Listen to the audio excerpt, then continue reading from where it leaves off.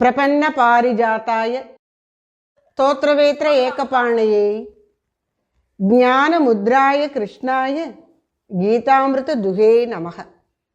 சரணடைந்தவர்களுக்கு கற்பக விருட்சம் போன்றவனும், பசுவை ஓட்டுதற்கு ஒரு கையில் பிரம்பை பிடித்திருப்பவனும், கீதை என்னும் அமிர்தத்தை கறந்தவனும், சின்முத்ரை தாங்கியவனுமாகிய ஸ்ரீ கிருஷ்ணனுக்கு நமஸ்காரம்.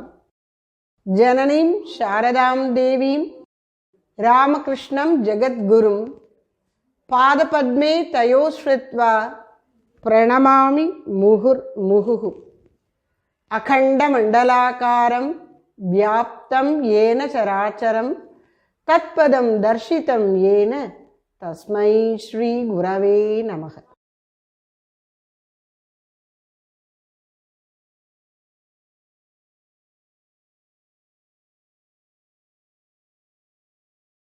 அனைவருக்கும் வணக்கம்.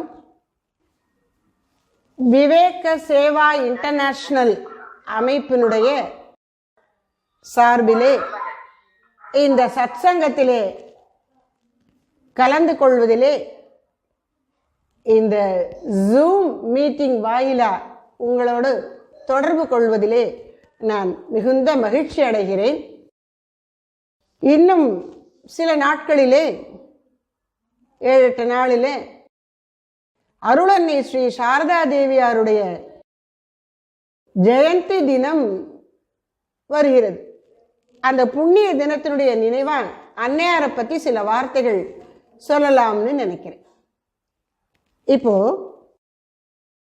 அன்னை சாரதா தேவியார், குருதேவர் ஸ்ரீராமகிருஷ்ண பரமஹம்சர், சுவாமி விவேகானந்தர் இவர்களெல்லாம் உலகை வழி நடத்த வந்த சமய குரவர்கள். சைவ சமயத்தில் 4 பேரை சைவ சமய குரவர்கள் அப்படிங்கிறாங்க இல்லையா?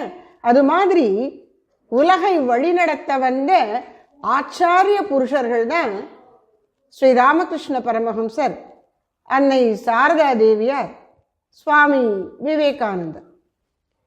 ஆனால் உலக வழிநடத்த வந்திருக்கிறாங்க அப்படின்னு சொன்ன உடனே அவங்க எப்போ பார்த்தாலும் எல்லாருக்கும் உபதேசம் பண்ணிக்கொண்டே இருந்தார்களா அப்படின்னு சொன்ன, இயல்பிலேயே அவர்கள் இந்த குருங்கிற பெருமை தனக்கு வேண்டாம் என்று ஒதுங்கினவர்கள்.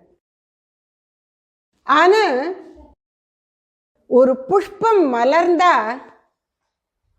அது எப்படி இயல்பாகவே பிரத்தியார் கண்ணுக்கு தெரியாம, ஆனா அவர்களுடைய நாசியிலே சென்று படும்படியாக இனிய மனத்தை வெளிவிடுகிறதோ, அதுபோல அவர்கள் தம்முடைய வாழ்நாளின் ஒவ்வொரு கணமும் உயிர்களுக்கு நல்வழி காட்டக்கூடியதையே செய்து வந்தார்கள். அவர்களுடைய சிந்தனை, சொல், செயல் எல்லாமே மக்களுக்கு வழிகாட்டக்கூடியவை. ஆனா வழிகாட்டணும் நான் குரு என்கிற அகங்காரம், அகம்பாவம் அவர்களிடம் சிறிதும் இல்லை. அதுதான் நமக்கு இங்கே மிகப்பெரிய ஆச்சரியமான விஷயம். அதைத்தான் நாம் எடுத்துக்கணும். அன்னை சாரதா தேவியார் குருதேவருடைய காலத்துக்கு பிறகு மக்களுக்கு கொஞ்சம் புகட்ட துவங்கினார்கள். ஏன்னா குருதேவர் சொன்னார், எனக்கு அப்புறம் நீ இதை செய்யணும் அப்படின்னு. பார்க்க போனா குருதேவர் இருக்கும் பொழுதே யோகினுக்கு மந்திரோபதேசம் பண்ண சொல்லியிருந்தார் குருதேவரே, அதனால செய்தாங்க.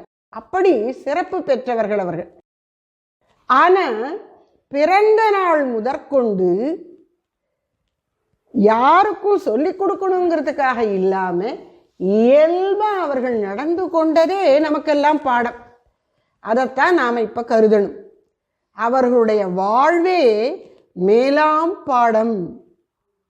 எங்களுடைய குருநாதர் சுவாமி சித்பவானந்த மகாராஜ் அவர்கள் தினசரி தியானம் ஒரு புத்தகம் எழுதியிருக்கிறாங்க. அதுல ஒரு சிந்தனை, மேலாம் பாடம். எது மேலாம் பாடம்? வாய் வார்த்தையாக புகட்டுவது அல்ல, வாழ்ந்து காட்டுவது. அப்படி இயல்பா பிறந்தது முதற்கொண்டு அவர்கள் வாழ்ந்தது எப்படி இருந்தது, அந்த மேலாம் பாடத்தின் தன்மையை சுவாமிஜி சொல்றாங்க. சமயகுரவர் ஒருவரை குவலயத்தில் காண்பது அரிது. குருதேவர் மாதிரியோ, அன்னையார மாதிரியோ, சுவாமி விவேகானந்தர் மாதிரியோ ஒரு சமய ஆச்சாரியரை பார்ப்பது ரொம்ப ரேர், அரிது. ஒருவேளை 1000 வருஷத்துக்கு ஒரு தடவை ஒருவர் வரலாம். அத்தகையவர் நல்வாழ்வு வாழ்ந்து உலகுக்கு வழிகாட்டுகின்றனர். புத்தகங்களும் பிரசங்கங்களும் பின்னணிக்கு போய்விடுகின்றன. எத்தகைய வாழ்வு மனிதன் வாழ வேண்டும் என்று அவர் தாமே வாழ்ந்து காட்டுகிறார். வாய்ப்பேச்சால் அல்ல, வாழ்க்கையின் மூலம் புகட்டும் பாடமே மேலானது அப்படின்னு சொல்லியிருக்காங்க. வாழ்வே மேலாம் பாடம். அப்படி எப்படி அன்னையார் வாழ்வில் மேலாம் பாடம் இருந்தது, நாம கற்றுக்கொள்ள என்னென்ன பாடங்கள் அந்த வாழ்க்கையில் இருக்கின்றன அப்படிங்கிறத பார்ப்போம். அதுதான் நான் சொல்லிட்டேன். பிஞ்சு குழந்தையா இருந்த நாள்ல இருந்து அன்னையார் செய்த ஒவ்வொரு செயலும், சிறிய செயல் கூட நமக்கு பாடமாக அமைந்தது. அப்படி அன்னையாருடைய வாழ்வில் நடந்த ஒரு 4 நிகழ்ச்சிகளை எடுத்துக்கொள்ளலான்னு நினைக்கிறேன். சிறுமி சாரதை ஒரு 7-8 வயசு இருக்கலாம். அப்போ பஞ்சம் வந்து விட்டது. ஊர்ல எல்லாரும் சாப்பாட்டுக்கு இல்லாம தவிக்கிறாங்க. அப்போ அன்னையாருடைய தந்தையாரும் உயிரோடு இருக்கிறார். அப்ப தந்தையாரும் தாயாரும் வீட்டில கொஞ்சம் நெல் சேமித்து வச்சிருக்காங்க. ஏற்கனவே கஷ்ட காலத்துக்கு உதவும்படி சேர்த்து வச்சிருக்கணும். எல்லாத்தையும் செலவழிச்சு தீர்த்திடக்கூடாது. வருவாயெல்லாம் ஆகாறு அளவு இட்டித்தாயினும் கேடில்லை, போகாறு அகலாக்கடைன்னு வள்ளுவர் சொல்றார். வருவாய் கொஞ்சமா இருந்தாலும் தப்பு இல்லப்பா, செலவு ஜாஸ்தி ஆயிடக்கூடாது. அது மாதிரி அவங்க சேர்த்து வச்சிருக்காங்க.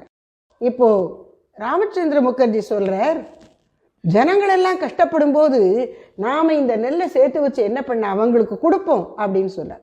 உடனே ஷியாமா சுந்தரி தேவியும் ஆமா நீங்க சொல்றது சரிதான் சொல்லி சகதர்ம ஆச்சாரணியா கணவர் சொல்லுகிறபடி எல்லாருக்கும் கஞ்சி காய்ச்சி கொடுக்குறாங்க. ஊர்ல உள்ள ஏழை பாழைகள் எல்லாரையும் கூப்பிட்டு கஞ்சி ஊத்துறாங்க. அப்படி கஞ்சி ஊத்தும் போது சாப்பிட வந்த அந்த ஏழைகள் சோறு கண்டு நாளா போச்சா, இலையில அவங்க கஞ்சியை ஊத்தின உடனே டக்குன்னு கையை வச்சாங்க. ஒருத்தன் அது சூடா இருக்கவே கை சுட்டுடுத்து அலறிட்டு கையை எடுத்துக்கொண்டான். உடனே சிறுமி சாரதை ஓடி போய் ஒரு விசிறியை எடுத்துக்கொண்டு வந்து எல்லாருக்கும் வீசுறா. இப்போ பெரியவர்கள் அவர்களுடைய பங்குக்கு தானம் செய்கிறார்கள். இந்த குழந்தைக்கு யார் சொல்லி கொடுத்தா? அவள் உள்ளத்துல தோன்றுகிறது. சிரமத்தை நீக்கணும், அடுத்தவர்கள் கஷ்டப்படுவது நமக்கு தெரியும் போது அதை நீக்கணும். பார்த்து வேடிக்கை பார்த்து கொண்டு இருக்க கூடாது.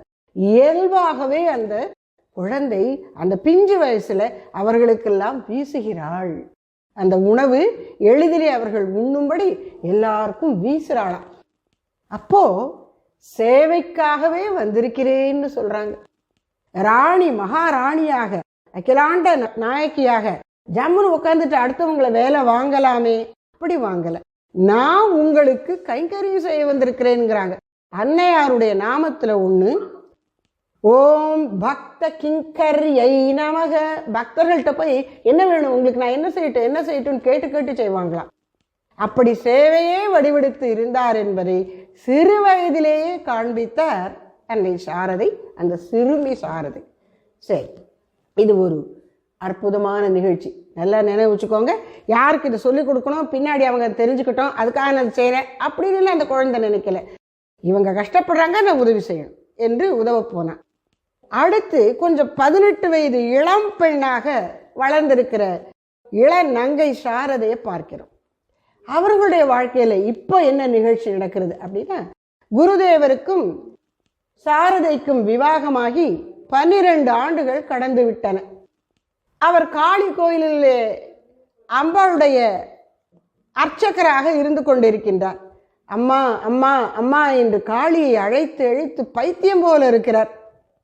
அப்ப மக்களுக்கெல்லாம் இவர் என்ன பைத்தியம் முடிச்சு போச்சா இவருக்கு அப்படின்னு பேச ஆரம்பிச்சிட்டாங்க. ஊரெல்லாம் ஒரே பேச்சு. இந்த விஷயம் கிராமத்துல ஜெயராம்பாட்டிக்கும் வருகிறது. அப்ப பெண்கள் எல்லாம் பேசிக்கொள்கிறார்கள், நம்ம சாரதைய போய் ஒரு பைத்தியத்துக்கு கட்டி கொடுத்துட்டா. வாழ்க்கையே வீணா போச்சு. அது பைத்தியமா தெரிகிறதா? அம்மா அம்மான்னு கத்தி கொண்டு இருக்கான், உடம்புல உடை இருக்கிறது இல்லாததுன்னு தெரியலையா? இப்படி எல்லாம் பேசிக்கிறாங்க. இதை கேட்ட போது சாரதையின் மனது என்ன துடித்திருக்கும். அம்மா மிகுந்த வருத்தத்தோடு நினைக்கிறாங்களாம். என்ன நினைக்கிறாங்க? சே, இந்த பைத்தியத்துக்கு கட்டி கொடுத்தாரு எங்க அப்பா, அவருக்கு ஒண்ணுமே தெரியலையே என்று அப்பாவை சொல்லல. நம்ம வாழ்க்கை இப்படி வீணா போச்சே அப்படின்னு நினைக்கல. அப்படி சொன்ன நம்மள மாதிரி ஒரு ஆள். அவர் என்ன நினைத்தார்? ஆஹா, என்னை கரம் பிடித்த கணவருக்கு பைத்தியம் என்று சொன்னால் நான் அவர் அருகில் இருந்தல்லவா சேவை செய்ய வேண்டும். நான் இங்கிருந்து என்ன செய்ய? அவருக்கு சேவை செய்வதுதானே என்னுடைய வாழ்க்கையின் பயன். நான் இங்க இருக்கேனே, நான் ஏன் இங்க இருக்கணும், அங்க போகணுமேன்னு துடிச்சாங்க. அதை வெளிப்படையா அப்பா கிட்ட சொல்லி என்னை தக்ஷிணேஸ்வரத்துக்கு கூட்டிட்டு போங்க அப்படின்னு கேட்கறதுக்கு கூட கூச்சம். அதனால அன்னையார் என்ன சொன்னாங்களே, அப்பா தோழிகள் எல்லாம் கங்கா ஸ்நானத்துக்காக போகிறார்கள். அதாவது கங்கை நதி கடலில் கலக்கக்கூடிய இடம். அதுல ஸ்நானம் பண்ணுவது ரொம்ப புனிதமானது. அதனால அதுக்கு எல்லாரும் போறாங்களாம்ப்பா, நானும் அவங்களோடு போகட்டுமா அப்படின்னு கேட்குறாங்க. அது தக்ஷிணேஸ்வர வழியாத்தான் போகணும். அவளுடைய நோக்கத்தை புரிந்து கொண்ட தந்தை, மகளே நானும் உன் கூட உன்னை தக்ஷிணேஸ்வரத்துக்கு கூட்டிட்டு போறேன்னு சொல்லிட்டார். ரொம்ப சந்தோஷம். வராங்க. இப்போ இந்த அன்னையாருடைய எண்ணத்தை நினைச்சு பாருங்க. என்னுடைய கணவருக்கு பைத்தியம் பிடித்திருக்கிறது என்பது உண்மை என்றால் நான் அவர் அருகில் இருந்தல்லவா சேவை செய்ய வேண்டும். இதுதான் இந்த எண்ணத்துல பாருங்க. 2 சிறப்பு இருக்கு. என்ன சிறப்பு? அன்னையாருடைய சேவை செய்கிற மனப்பான்மை. ஒரு பெண் மனைவியாக சிறப்பு பெறுவது எப்போது? வள்ளுவர் சொல்றார், தற்காத்து தற்கொண்டார் பேணி தகை சான்ற சொற்காத்து சோர்விலாள் பெண். இதுல 2வது எடுத்துக்கோங்க, தற்கொண்டார் பேணி. அப்போ ஒரு பெண் என்ன செய்யணும்? தான் மணந்து கொண்ட கணவருக்கு உறுதுணையாக அவரை காப்பாற்றி வாழ்க்கையில் முன்னேறுவதற்கான சேவைகள் எல்லாம் செய்யணும். அதுதான் மனைவியினுடைய கடமை. அதைத்தான் நான் செய்யணும் அப்படின்னு அவங்க ஆசைப்படுறாங்க. சேவை. அப்புறம் அந்த மனசுல இவரை கல்யாணம் பண்ணி நான் என்ன சுகத்தை கண்டேன் என்கிற ஏக்கமே இல்லை. தூய்மை, அன்னையாருடைய தூய்மை. பவித்ரம் சரித்தம் யஸ்யாக பவித்ரம் ஜீவனம் ததா பவித்ரதா ஸ்வரூபிண்யை தஸ்யை தேவியை நமோ நமக. தூய்மையே வடிவானவள், தூய்மையே தன் சரித்திரமாக கொண்டவள், எல்லாவற்றிலும் எப்போதும் தூய்மையாக இருக்கின்ற தூய்மையை வடிவான அந்த தாய்க்கு நமஸ்காரம் என்று இந்த மந்திரம் சொல்லுகிறது, இந்த ஸ்லோகம் சொல்லுகிறது. அப்படி அவள் தூய்மையாக இருந்தாள். அந்த தூய்மை இந்த 18 வயசு இளம் பெண்ணா பைத்தியம் என்று எல்லாராலும் இகழப்பட்ட தன் கணவரிடத்து செல்ல வேண்டும் என்று அவள் நினைத்த போது உள்ள அந்த எண்ணத்திலே பிரதிபலிப்பதை பார்க்கிறோம். அங்கே தூய்மைக்கும் சேவைக்கும் தவிர வேறு எதற்கும் இடமில்லை அன்னையினுடைய திரு உள்ளத்திலே. அதனால சகோதரி நிவேதித்தை சொல்றாங்க, அன்னையாருடைய வாழ்க்கையை பார்த்தா அது எப்படி இருக்கு? It is a one long stillness of prayer and service. அன்னையாருடைய வாழ்க்கை என்பது ஒரு நீண்ட அமைதி. ஆனா அந்த அமைதின்னு சொன்னா அதுல ஒண்ணுமே இல்லாம ஜடம் மாதிரி இருக்கானா? இல்லை, பிரார்த்தனையும் சேவையும் அதில் வெளிப்படுகிறது. அது அமைதியாகவும் இருக்கு, பிரார்த்தனையும் அங்கு வெளிப்படுகிறது, சேவையும் அங்கு நிலவுகிறது. எவ்வளவு ஒரு சிறப்பு பாருங்க.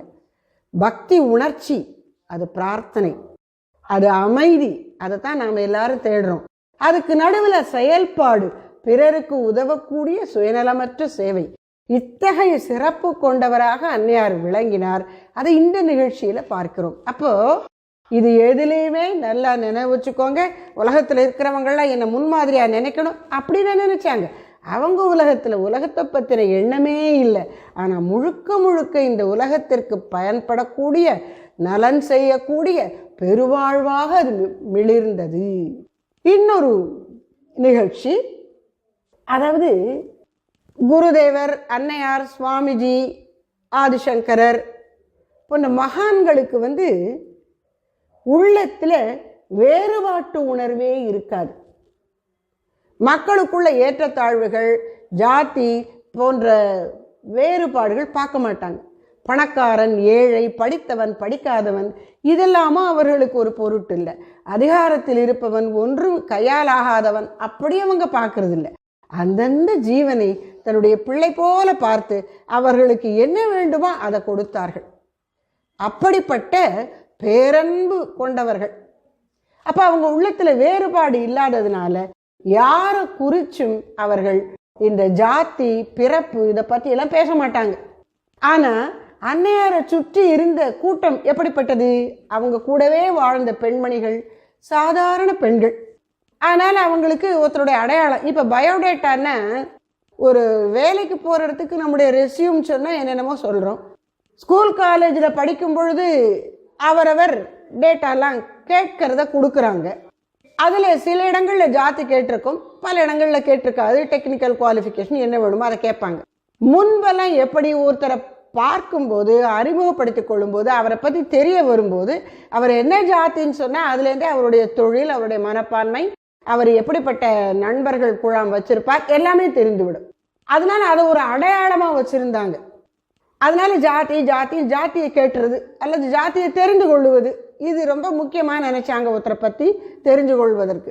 இப்போ அன்னையாரை பார்ப்பதற்கு ஒரு முறை ஒரு இளம் பெண் வந்தாள். அவள் பால்ய விதவை. சின்ன வயதிலேயே 13-15 வயசுக்குள்ளேயே விதவை ஆகிட்டாள். அப்படி விதவை ஆனதுனால அவ என்ன பண்ண, தன்னுடைய முடியை கத்தரித்து விட்டு எளிமையான வாழ்க்கை வாழ்ந்து வந்தாள். ஆத்ம சாதனத்தில் ஈடுபட்டாள். அப்போ அன்னையாரை பற்றி கேள்விப்பட்டு அன்னையாரிடம் வந்து தன்னுடைய வாழ்க்கைக்கு வேண்டிய வழிகாட்டுதல் பெறுவதற்காக வந்தாள். அன்னையார் அவளை அன்போடு வரவேற்று அரவணைத்து வேண்டியதெல்லாம் சொன்னாங்க. கொஞ்ச நேரம் இருந்துட்டு அவ அன்னைக்கு கிளம்பி போயிட்டா. இனிமே நான் அவங்க அடிக்கடி உங்களை வந்து சந்திக்கிறேமான்னு சொல்லிட்டு போயிட்டா. அவ போன உடனே அன்னையார் கூட இருக்கக்கூடிய மற்றவர்கள் தங்களுடைய குறுகுறுப்பு அடக்க முடியாம அன்னையார்கிட்ட வந்து கேட்குறாங்க, அம்மா அம்மா இப்போ வந்துட்டு போனாலே அந்த பொண்ணு என்ன ஜாதி, இந்த பொண்ணு என்ன ஜாதி அப்படின்னு கேட்குறாங்க. அன்னையார் சொல்கிறாங்க, ஜாத்தியா அதெல்லாம் நமக்கு என்னத்துக்கு, அதெல்லாம் நான் கேட்கல, அது எனக்கு தெரியாது. ஏதோ ஆரஞ்சு பழம் நிறைய விளையுமாமே அந்த பக்கத்துலேருந்து வந்திருக்கோன்னு சொன்னேன், அப்போ ஜாத்தியை பற்றியெல்லாம் எனக்கு தெரியாது அப்படின்னாங்க அன்னையார். திரும்ப திரும்ப இதையே கேட்டாங்க. இல்லை இல்லை அது எப்படி தெரியாமல் இருக்கும், உங்களுக்கு தெரிஞ்சிருக்கும், சொல்லுங்க சொல்லுங்கன்னு இந்த பொண்ணுங்க குடையுது. அப்போ அன்னையார் தீர்மானமாக ஒன்று சொன்னாங்க, இங்கே பார், உலகத்தில் பக்தி பண்ணுவர்கள் எல்லாம் ஒரு ஜாதி, பக்தி பண்ணாதவர்கள் எல்லாம் இன்னொரு ஜாதி, இவள் பக்தி பண்ணுகிறவர் ஜாதி, இவ்வளோதான் எனக்கு தெரியும் அப்படின்ட்டு போயிட்டாங்க. ஔவையார் சொன்னார் இல்லையா, இட்டார் பெரியார் இடாதார் இழிகுலத்தார் பட்டாங்கில் உள்ளபடி. அது மாதிரி அப்ப இட்டார் பெரியார் இடாதார் இழிகுலத்தோர் பட்டாங்கில் உள்ளபடின்னு ஔவையார் சொன்னாங்க. அங்க எது கிரைட்டீரியன், அளவுகோல்? இது தானம் கொடுக்குற இயல்பு. கொடுக்குறவங்கெல்லாம் பெரியவங்க, கருமிகள் கொடுக்காதவங்க கீழானவங்க அப்படின்னு தர்மத்தை வச்சு சொன்னாங்க. இங்க அன்னையார் என்ன சொல்ற, பக்தர்கள் எல்லாம் ஒரு ஜாதி, பக்தர் அல்லாதார் ஒரு ஜாதி. என்ன அர்த்தம்? பக்திங்கிற அடிப்படையில தான் நான் மக்களை பார்க்கிறேன். அப்படி பக்தர் இல்லாத ஜாத்தியா, அதாவது பக்தி இல்லாத ஒரு மனுஷன் வந்தா கூட அம்மான்னு அன்னையார்ட்ட வந்துட்டு அவங்களுக்கும் வேண்டியது செய்வா. ஆனா இந்த பொண்ணு பக்தியோட வந்தா இவளுக்கு வேண்டிய வழிகாட்டுதல் கொடுத்தாங்க. அன்னையார் மனசுல ஜாதி உணர்வு என்பது இம்மியும் இல்லை. வெளிநாட்டிலிருந்து வந்த நிவேதித்தை போன்ற முக்கியமானவர்களை மட்டும் அன்னையார் அரவணைச்சிக்கல. அதுதான் அங்க நம்ம பார்க்கணும்.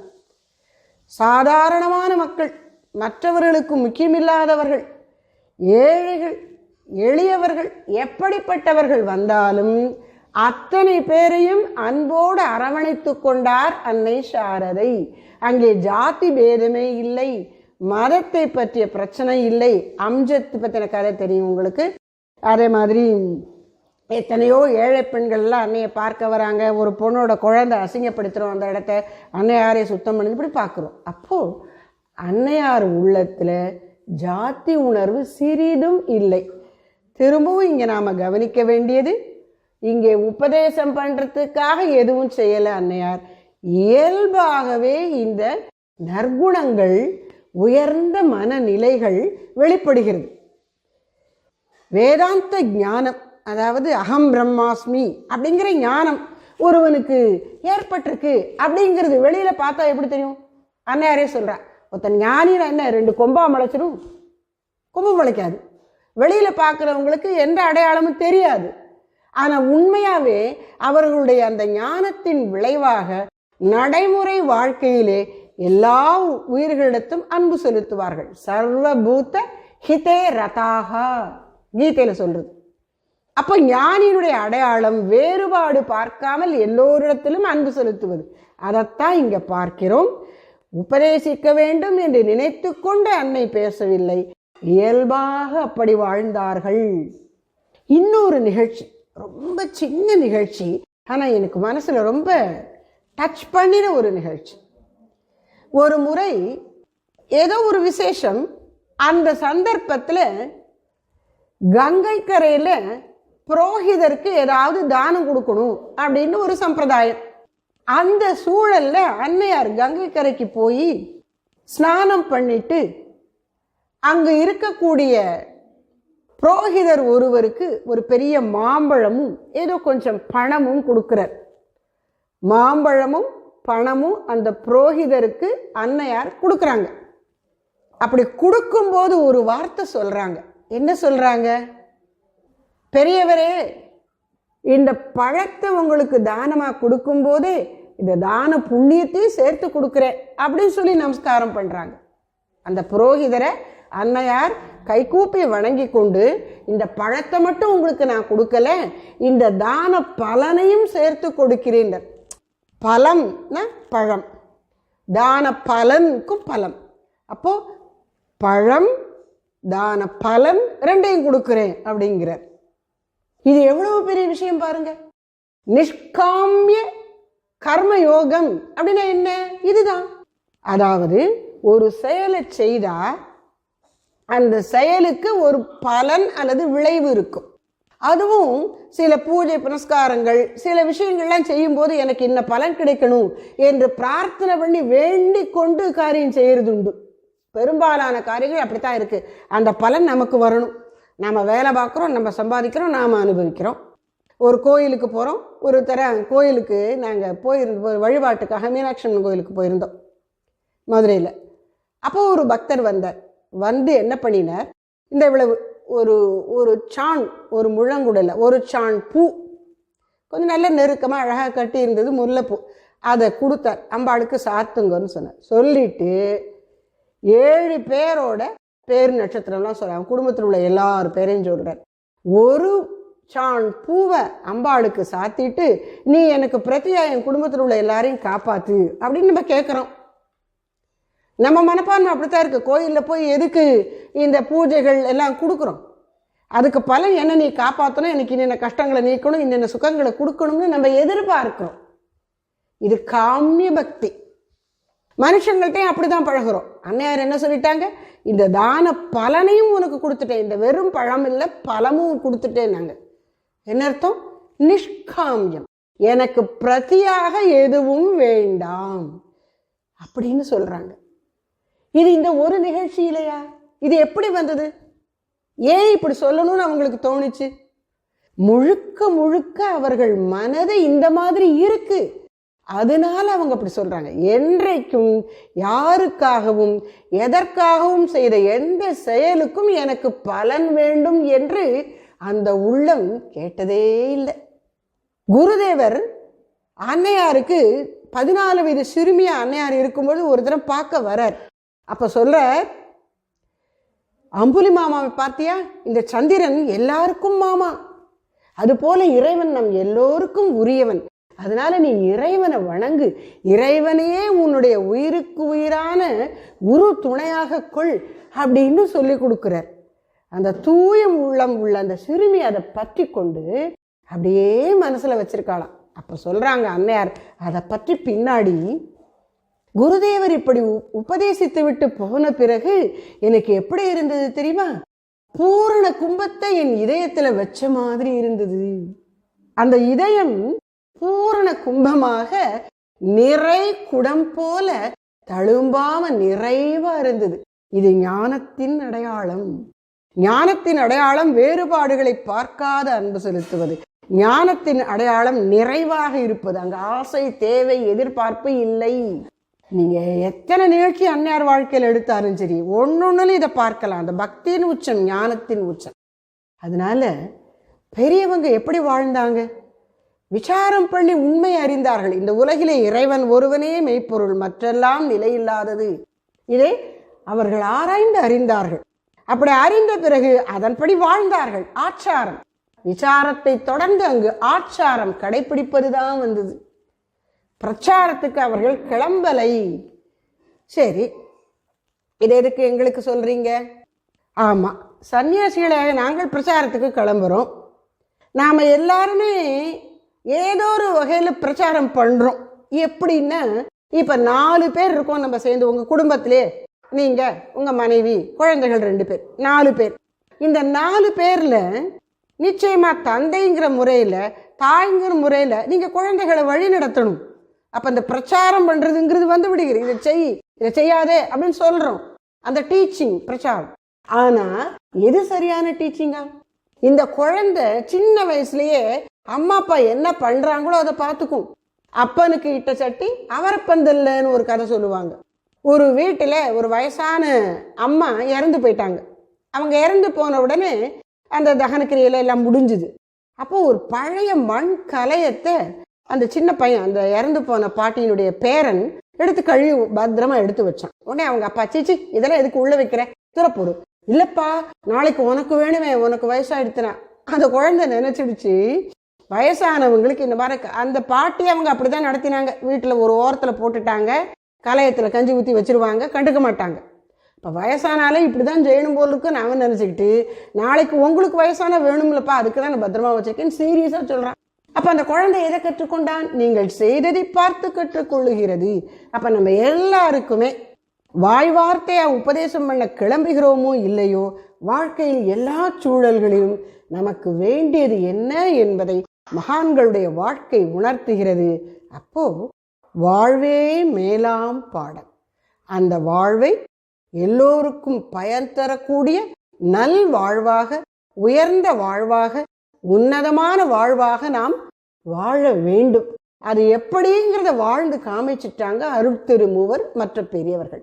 அவர்களுடைய திருவடியை வணங்கி உங்களுடைய வாழ்க்கையிலிருந்து நாங்கள் பாடம் கற்றுக்கொண்டு மேன்மையுற வேண்டும், அதற்கு எங்களுக்கு அருள் புரியுங்கள் என்று அவர்கள் திருவடியவே பற்றி பிடித்து கொண்டு நாம பிரார்த்தனை பண்ண வேண்டியதுதான். அன்னையாருடைய வாழ்க்கையில அன்னையாருடைய பெருமையை பாடக்கூடிய ஒரு பாடல்ல ஒரு வரி, உன் சரித்தை தியான பேரருள் செய். உன்னுடைய வாழ்க்கையின் மகிமைகளை நாங்கள் அறிந்து கொள்வதற்கு தாயே அருள் புரிவாயாக. அதுதான் நம்ம எல்லாருடைய பிரார்த்தனையா இருக்கணும் என்று இந்த நல்ல சந்தர்ப்பத்திலே கேட்டுக்கொண்டு, உங்களை எல்லாம் இப்படி சந்திக்க முடிஞ்சதிலே என்னுடைய பெருமகிழ்ச்சியை தெரிவித்துக் கொள்கிறேன். ஒரு 5 நிமிஷம் ஏதாவது 1-2 கேள்விகள் கேட்கலாம்னு நினைக்கிறேன். ஜெய் பராசக்தி மகாமாய் கி ஜெய்.